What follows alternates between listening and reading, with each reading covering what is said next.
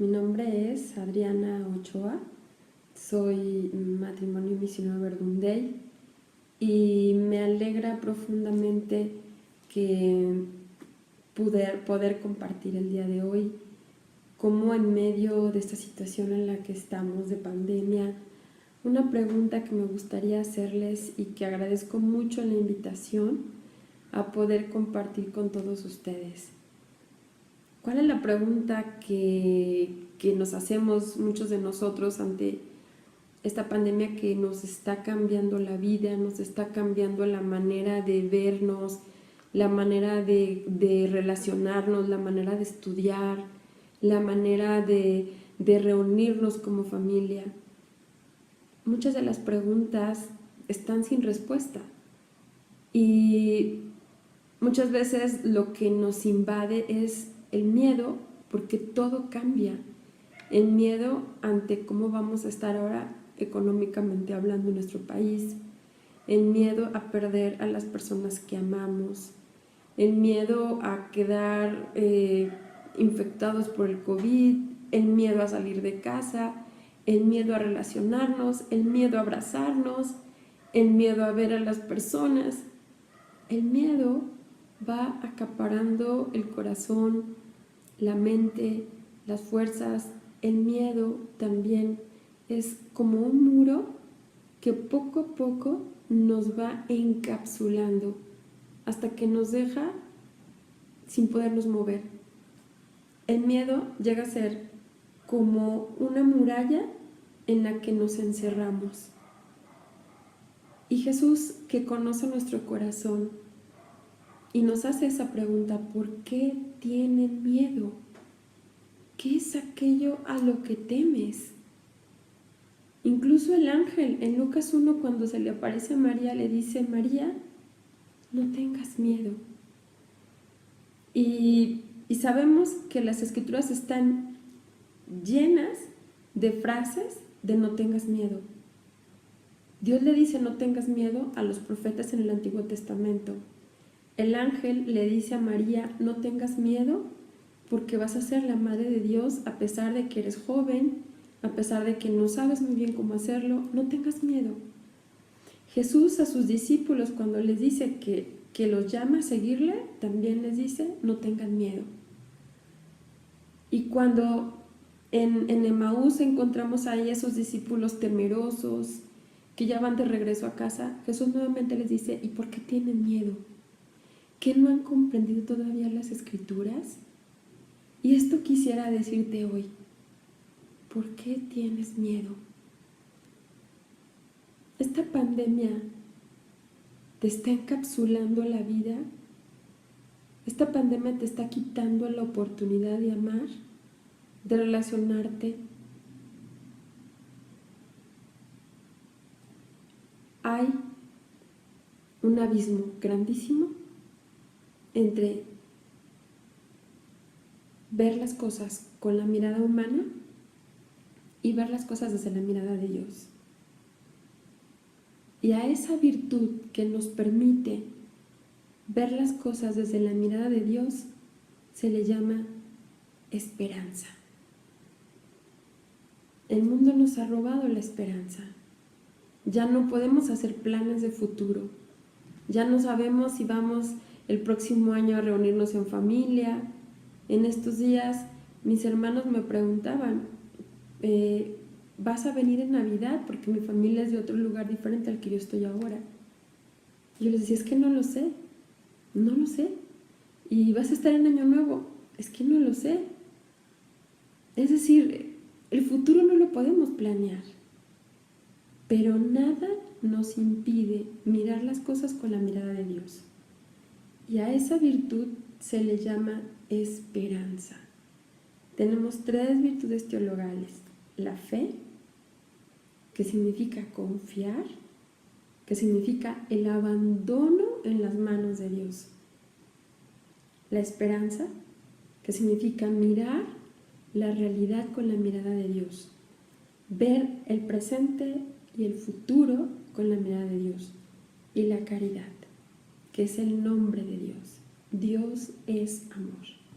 Y es la caridad la que nos permite amarnos los unos a los otros como Dios nos ama.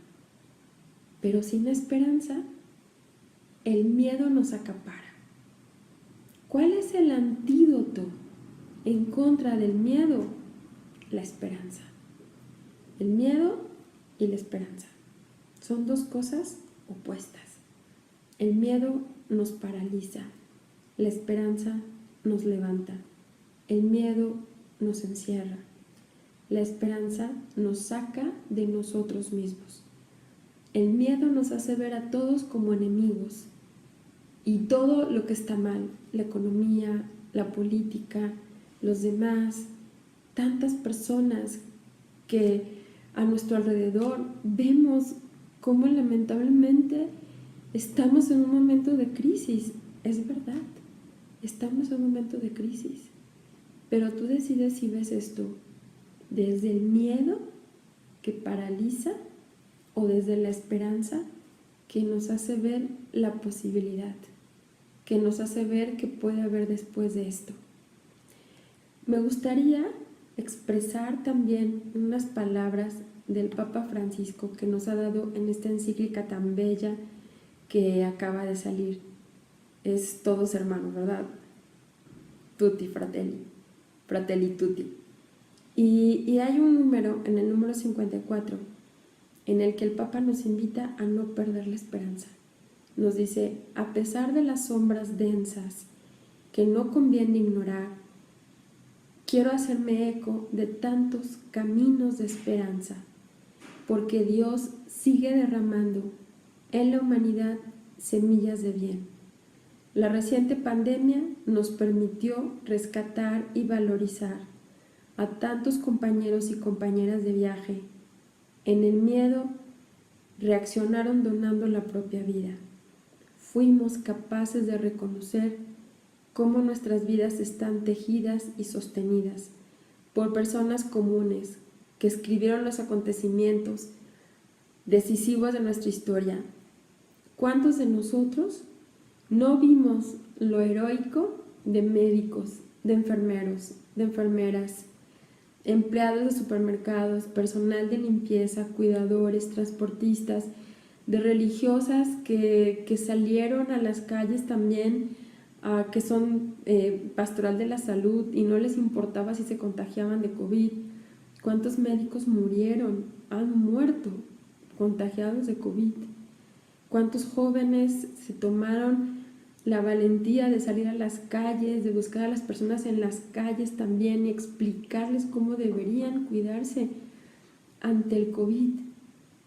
Todos estos son signos de esperanza, signos que nos hacen ver personas capaces de mirar la realidad desde otra óptica. Y en el número 55 dice: invito a la esperanza, que nos habla de una realidad que está enraizada en lo profundo del ser humano, independientemente de las circunstancias concretas y los condicionamientos históricos. Nos habla de una sed, de una aspiración, de un anhelo. La esperanza es audaz. Por favor, detengámonos en esta frase. Es por eso que es lo contrario al miedo. El miedo me paraliza y me hace solamente verme a mí, mis necesidades, lo que no puedo hacer.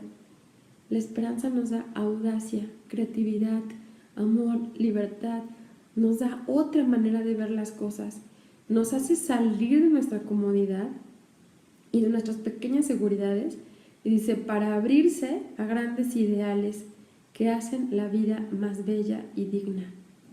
Es decir, hoy me gustaría decirte a ti que todos aquellos que seguimos a Jesús estamos llamados a ser esas semillas de esperanza en medio del mundo. ¿Sí? Tu vida, la mía, tu familia, mi familia, nos hemos convertido ahora en semillas de esperanza. Ahora están los templos vacíos, es verdad, y es doloroso. Pero las iglesias domésticas, que son nuestros hogares, se han convertido ahora en los templos. Poner en la sala el televisor para poder estar todos juntos en la Eucaristía, o escuchar el evangelio predicado por algún sacerdote que ahora en YouTube ya nos hizo favor de predicar la homilía, o poder ver formaciones, cursos en línea que antes era inimaginable. Probablemente las iglesias están vacías, pero nuestros hogares se han convertido en iglesias domésticas. Esta es la mirada de esperanza. La mirada de miedo nos hace ver a aquellos que han fallecido, pero la mirada de esperanza nos hace ver a aquellos que han donado su vida para poder crear un ambiente de fe, de confianza. Y también me gustaría expresar que cuando Dios habla al pueblo de Israel de tener esperanza, no se lo está diciendo en un momento donde no haya dificultades. Incluso hay una cita que me gustaría compartir con ustedes hoy. Está en el capítulo 29 del libro de Jeremías. El pueblo se encuentra en un momento de esclavitud. El pueblo se encuentra en un momento de soledad, de quejas, de tristeza. Y Dios se acerca a ellos y les dice una promesa. Yo sé muy bien lo que haré por ustedes. Les quiero dar paz y no desgracia, y un futuro lleno de esperanza. Cuando me invoquen, ustedes me encontrarán, yo los escucharé, siempre que me imploren con todo su corazón. Esta es la virtud de la esperanza. La virtud de la esperanza es la que yo le llamo muchas veces así a la virtud de la esperanza. Para mí, la virtud de la esperanza es la llave del corazón. Lo que permite que nuestro corazón salga del miedo, del egoísmo, de la comodidad, es la esperanza. Sin esperanza no podríamos avanzar. La esperanza es como la gasolina del coche. La esperanza es lo que hace que un matrimonio vuelva a querer perdonar. La esperanza es lo que hace que una esposa, aunque se sienta cansada, defraudada, a lo mejor criticada por sus propios hijos, tenga la sed de seguirse entregando. No por lo que en ese momento ve, sino por lo que ella en su corazón anhela. La esperanza es la que hace que tú, como padre de familia, sigas trabajando por tus hijos, aunque en ningún momento tus hijos te digan gracias. La esperanza es lo que hace que un sacerdote siga celebrando la Eucaristía online, aunque no haya nadie en el templo. La esperanza es la que hace que sigas anhelando profundamente esos momentos de estar frente a Jesús Eucaristía, aunque ahora no lo puedas ni siquiera recibir de manera presencial. La esperanza es la que hace que un joven pueda anhelar servir al Señor y quererle consagrar su vida como sacerdote, como religiosa o como laico comprometido, aún en momentos donde su vocación puede ser criticada o puesta en cuestionamiento. La esperanza es la que hace que un profesionista no trabaje por dinero y que por todo, por encima de todo, quiera vivir los valores, la congruencia, la honradez. La esperanza es la que hace que cada día una abuelita, aún en medio del dolor que experimenta, cuando llegan sus nietos, puede abrazarles con alegría, con amor, prepararles el desayuno, aunque se sienta muy cansada. La esperanza es la que hace que nosotros ahora estemos aquí, encontrándonos en estos medios digitales en los que hace algunos meses muchos de nosotros ni siquiera sabíamos cómo usar, o cómo encender una cámara, o cómo entrar en Facebook. Es la esperanza la que te ha llevado a abrir a lo mejor tu cuenta de Zoom, que antes no sabíamos cómo usar, o un Facebook, pero ahora es la esperanza la que nos mueve a creer que esto no nos puede detener. Es la esperanza la que hace que unos novios quieran casarse por el sacramento del matrimonio. Es la esperanza la que hace que un papa, un 27 de marzo, dé un discurso en una plaza San Pedro vacía. Allí en esa plaza no había nadie, solo cámaras de televisión y el Papa. Y en medio de eso el Papa nos dijo, estamos todos en la misma barca. La esperanza es la que hace que estemos en la misma barca y no queramos dejarla. La esperanza es la que hace que aunque escuchemos tantas cosas en contra de la Iglesia Católica, queramos seguir comprometiéndonos, siendo iglesia, haciendo iglesia. La esperanza es la que hace que miremos de frente y que en medio de esa barca que es tan frágil y donde las olas son tan fuertes, el miedo hace pensar que esto se puede hundir, pero la esperanza es la que hace que miremos y que observemos hacia adelante, hacia lo que viene. Y no de manera utópica o simplemente soñadora, sino como decía un santo, San Juan Bosco, con los pies en la tierra y la mirada en el cielo. Así es como debe vivir un creyente, porque un creyente es un profeta de esperanza. A mí me gustaría compartirles que en este tiempo de pandemia han muerto personas muy cercanas. Una amiga muy cercana falleció. Y en un momento muy triste también de poderle pedir al Señor por esta persona a la que pues quiero mucho y estará seguro en el cielo. Es una mujer muy misionera y evangelizadora, siempre buscando llevar la palabra a los niños, y falleció por COVID. Y en ese momento, cuando yo me encontraba pues en un momento de oración, pidiendo al Señor la paz y en la aceptación ante la pérdida de mi amiga Lulú, miraba ese ejemplo de la barca, miraba esa cita de la barca en la que el Papa nos expresaba, ¿no?, que las olas pueden estar muy altas, pero la barca está, y que quien está en la barca es Cristo. Y en ese momento en mi oración comprendí que Jesús me invitaba a mirar la barca y me decía, en mi oración entendía: Adriana, la barca es frágil, tu vida es frágil, tu familia es frágil, tu comunidad es frágil, la iglesia es frágil, pero lo que da fuerza y esperanza es que soy yo el que está en esa barca, el que conduce esa barca, el que conduce tu vida, tu familia, tu comunidad, tu iglesia. Y me invitaba a mirar al horizonte. Y me acuerdo que en ese momento tuve una imagen, una composición del lugar, donde veía esa barca, en mi corazón la veía y observaba a Cristo diciéndonos: mira de frente, mira de frente.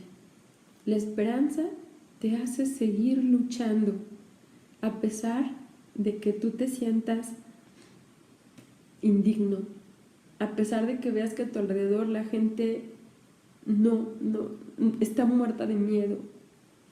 Y por eso me gustaría terminar en este momento compartiendo esta cita que está en Ezequiel 37. Dios invita al profeta Ezequiel a mirar con esperanza, aún en medio de un valle de huesos secos. El profeta Ezequiel narra en el capítulo 37: la mano de Yahvé se puso sobre mí y me invitó a salir por medio de su espíritu. ¿Quién es el que nos hace capaces de vivir con esperanza? Es el Espíritu Santo. Porque la esperanza es un don, pero es una tarea. Si no la ejercito cada día, el miedo me aplasta. El único antídoto contra el miedo es el Espíritu Santo, porque Él es el que nos permite ejercitarnos en la virtud de la esperanza y en la virtud de la caridad. Y entonces dice que Dios le pidió al profeta que saliera y que recorriera un valle. Y en ese valle lo único que el profeta observó fueron huesos secos. Huesos secos.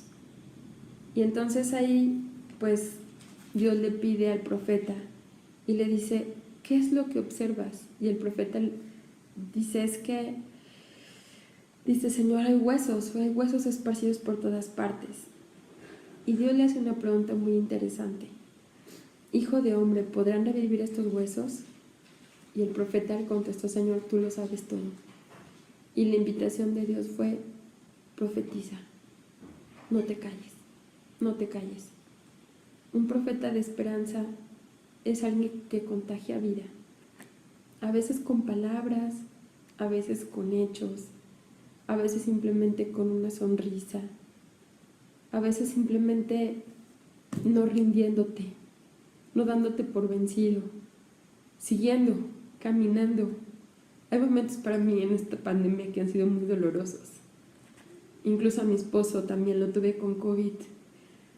Y en uno de esos momentos, cuando lo veía más mal y la fiebre no bajaba, a quien acudí fue a María.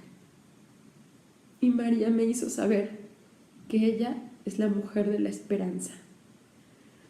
Yo no sé en este momento cómo te encuentras. Quizá algunos sin trabajo, algunos han muerto tus familiares o personas muy cercanas. Quizá en medio de un momento de incertidumbre. Pero María, nuestra madre, se pone delante y simplemente nos hace una pregunta. ¿No estoy yo aquí que soy tu madre? ¿No estás bajo mi sombra? ¿No soy yo acaso tu salud? ¿No estás en el cruce de mis brazos? Y recuerdo que en ese momento, cuando veía a mi esposo, pues que la fiebre no le bajaba, tuve que ir al hospital para ver en qué, por si venía una emergencia, en qué puerta tenía que ingresarlo o en dónde tenía que preguntar si es que se me ponía muy mal porque lo teníamos en casa. Y yo recuerdo que cuando llegué al hospital ni siquiera entré, me senté en la banqueta, vi el lugar, a tantas personas que estaban ahí y empecé a llorar. Y empecé a implorarle a María, lléname de esperanza, enséñame a ver este momento con tu mirada. Quiero ver esta situación con esperanza. Quiero seguir luchando. Y entonces llamé a la doctora que me estaba asesorando y la doctora me dijo una palabra muy importante. Me dice, Adriana, lo mejor que le puedes dar a tu esposo son palabras de aliento. Que no te vea triste, que no te vea llorando, porque tú le contagias esperanza o le contagias desesperanza y muerte. Experimenté que a través de esas palabras era María la que me lo decía. Adriana, yo soy la madre de la esperanza y quiero llenarte de esperanza para que así, de esa misma manera, pueda llegar. Ese día yo llegué, regresé a casa, mi esposo pues se encontraba bastante mal y él mismo ya me estaba pidiendo que quizá convendría valorar el internarlo en el hospital. Y en ese momento las palabras de María me llenaron de esperanza y yo llegué, le dije, no, ánimo, vamos a salir, vas a ver, te vas a poner mejor. Y todo mi llanto, pues simplemente se lo expresé a María, todo mi dolor se lo expresé solo a ella. Pero ella me llenó el corazón de esperanza. A los 2 días mi esposo se empezó a mejorar y poco a poco me di cuenta que la esperanza se contagia. Así como el miedo se contagia, la esperanza se contagia. Y entonces desde ese momento tomé una opción. Quiero contagiar esperanza. A cualquier persona con la que hablo por teléfono, mi propósito es quiero contagiar esperanza. A mis hijos, a mi madre, a mis hermanos de comunidad, a mis alumnos. Quiero contagiar esperanza, porque la esperanza es lo que nos va a hacer fuertes. La esperanza nos va a dar la fortaleza para salir de esta situación.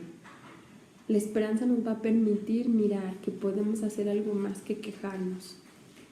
Y desde aquí, poderte decir que aún en medio de la situación más dura o más dolorosa que nos encontremos, es nuestra madre, la mujer de la esperanza, que nos invita a mirar de frente, que nos invita a saber que la esperanza es aquello que cuando el hombre y la mujer se abre a recibirla, le transforma por completo y saca desde dentro el miedo y nos convertimos en donadores de esperanza para todos aquellos que están a tu alrededor. Por eso, pues en este momento, simplemente como seguidores de Jesús, como hijos de una madre que nos llena de esperanza, estemos en nuestros lugares. Tu casa es una iglesia doméstica, la parroquia es un lugar de esperanza. ¿Qué viene? ¿Qué va a seguir para nuestra iglesia? No lo sabemos. Pero, ¿a qué nos aferramos? ¿A lo que va a pasar? ¿O nos aferramos a la mirada de Dios? Y me gustaría concluir con un ejemplo.